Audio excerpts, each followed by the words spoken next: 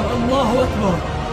حمص حي الخالدية المحاصرة 11/8/2012. الله أكبر، حسبي الله ونعم الوكيل. قصف بالصواريخ على هذا الحي، هذا الحي المنكوب الذي تعرض أمس لمجزرة راح ضحيتها أكثر من 15. الله أكبر الله أكبر الله أكبر، حسبي الله ونعم الوكيل. هو النظام يسعى إلى مجزرة أخرى في هذا الحي.